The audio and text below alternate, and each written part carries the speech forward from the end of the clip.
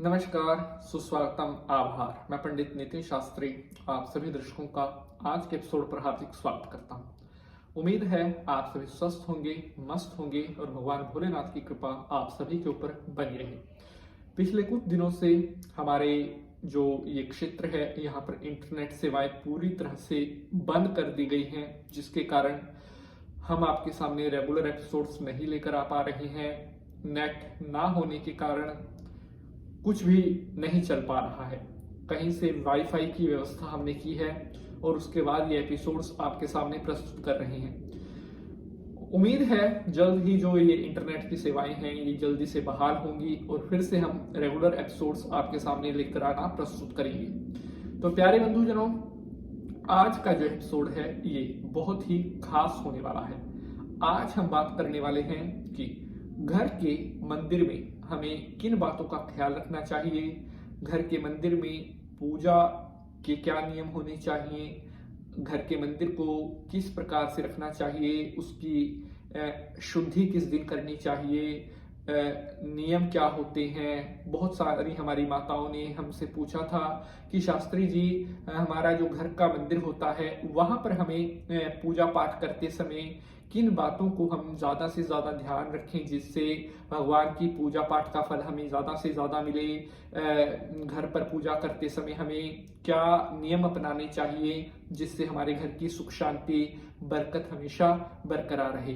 तो बहुत ही एक ये प्यारा टॉपिक है और आज हम एपिसोड इसीलिए स्पेशल ये एपिसोड लेकर आए हैं जिसमें हम उन सभी बहन बेटियों के प्रश्न जो मंदिर से जुड़े हुए हैं, आज इन प्रश्नों के उत्तर हम देने की कोशिश करेंगे और मुझे उम्मीद है आप सभी को आज का जो एपिसोड है ये बहुत पसंद आएगा। तो चलिए शंकर भगवान को प्रणाम करते हुए आज के एपिसोड को स्टार्ट करते हैं। ओम त्र्यंबकम यजामहे सुगंधिम पुष्टिवर्धनम उर्वारुकमिव बंधनान मृत्युर्मोक्षीयमामृतात्। बोलिए शंकर भगवान की जय।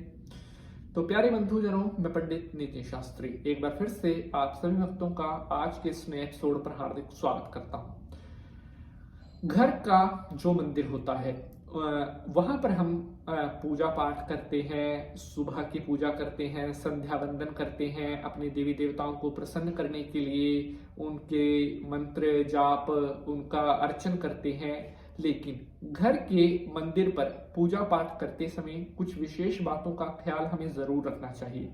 अगर हम घर के मंदिर में गलतियां करते हैं, कुछ अशुद्धियां करते हैं तो हमें की जाने वाली पूजा पाठ का कोई भी फल नहीं प्राप्त होता। अगर आप भगवान को प्रसन्न करना चाहते हैं, अगर आप चाहते हैं कि जो पूजा पाठ आप कर रहे हैं भगवान उससे प्रसन्न हो, तो अब जो कुछ बातें मैं आपको बताने वाला हूं इन बातों को हमेशा आपको ख्याल में रखना चाहिए। और मैं आपको विश्वास ये ऐसा है, अगर आप इन बातों को ख्याल में रखते हैं तो इनका जो प्रमाण है, इनका जो फर्क है वो कुछ ही दिनों में आपके सामने आने लगता है। घर के मंदिर में पूजा करने के बाद, जोत जलाने के बाद माचिस कभी भी मंदिर में नहीं छोड़नी चाहिए, क्योंकि माचिस जो है उसमें जो तिल्ली होती है, जो माचिस का कवर होता है उसमें केमिकल लगा होता है और केमिकल में एक विशेष प्रकार की जो है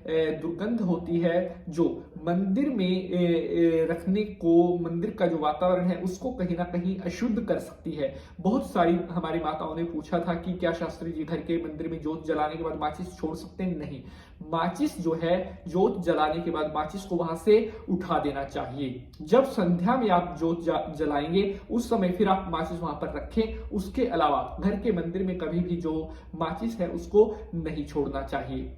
घर का जो मंदिर है उसको जितना अधिक आप शुद्ध रखेंगे, जितना अधिक आप पवित्र रखेंगे, देवी देवताओं के जो वस्त्र हैं वो समय पर परिवर्तन करते हैं, वहां के जो आसन है वो समय पर परिवर्तन करते हैं, तो उतना ही ज्यादा आपको उनका शुभ आशीर्वाद प्राप्त होता है। क्योंकि लक्ष्मी माता उन्हीं घरों में प्रवेश करती है जहां पर साफ, शुद्ध और पवित्रता रहती है। बहुत सारी हमारी माताओं ने पूछा था कि घर के मंदिर को साफ साफ करने के लिए कौन सा दिन सबसे उत्तम रहता है? तो घर के मंदिर की पवित्रता के लिए, शुद्धि के लिए जो शनिवार का दिन है वो शास्त्रोक्त बहुत ही शुभ कहा गया है कि अगर सप्ताह में कोई आप एक खास दिन चाहते हैं जिस दिन आप घर के मंदिर की सफाई करना चाहते हैं, तो शनिवार का जो दिन होता है उसे सबसे ज्यादा खास कहा जाता है घर के मंदिर को शुद्ध करने के लिए, घर के मंदिर को साफ सफाई सुथरा रखने के लिए।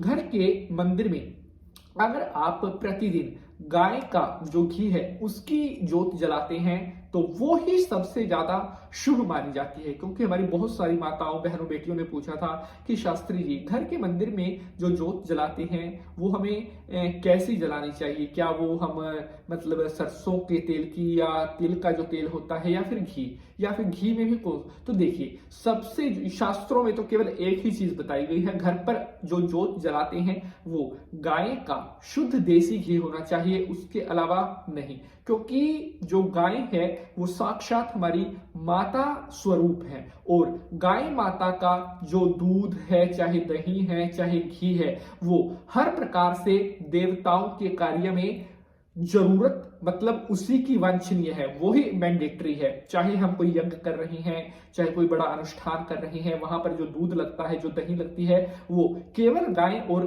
गाय माता के दूध की ही प्रयोग की जाती है। उसी प्रकार से अपने घर के मंदिर में जो जोत हम जलाते हैं उसमें जो घी प्रयोग होना चाहिए वो गाय माता के ही घी होना चाहिए, शुद्ध देसी घी। तो प्यारे बंधुजनों, अगर आप अपने घर के मंदिर में गाय के घी की जोत जलाते हैं तो ऐसा करने से आपके घर का जो वातावरण है हमेशा पॉजिटिव रहेगा। गाय के घी में इतनी ज्यादा मतलब अद्भुत ऊर्जाएं होती हैं, इतनी ज्यादा पवित्र ऊर्जाएं होती हैं। जब आप अपने घर के मंदिर में वो गाय के घी की जोत जलाते हैं तो आपके घर का जो पूरा माहौल होता है वो महकने लगता है, आपके घर का जो ओरा है वो बढ़ने लगता है। और पॉजिटिविटी का तो कहना ही क्या कि आपके घर में अगर आपको ऐसा लगता है कि पॉजिटिविटी कम हो रही है तो गाय के घी की जोत अपने घर के मंदिर में जलाना स्टार्ट कर दीजिए। 5 से 6 दिन के अंदर अंदर ही उस चीज के बेनिफिट आपके सामने आना स्टार्ट हो जाएंगे। घर के मंदिर में कभी भी अशुद्ध होकर के प्रवेश नहीं करना चाहिए। सबसे ज्यादा जरूरी जो बात आपको ध्यान रखनी चाहिए, जब तक आप स्नान नहीं करते आपको अपने घर के मंदिर में बिल्कुल भी प्रवेश नहीं करना चाहिए। और अपने घर के मंदिर में सुबह और शाम को बैठ करके 5, 10, 15 मिनट, जितना मिनट समय लगे उतना समय हरि ओम नमो नारायणाय, ओम नमो भगवते वासुदेवाय, ओम नमः शिवाय, उन मंत्रों का जाप जरूर करना चाहिए। ऐसा करने से देवी देवताओं का जो शुभ आशीर्वाद है वो आपको और भी ज्यादा मिलने लगता है, आपके सर्व कार्य बनने लगते हैं। आज के लिए बस इतना ही। अगले एपिसोड में आपसे मुलाकात होगी किसी नए विषय के साथ। तब तक के लिए जय माता की।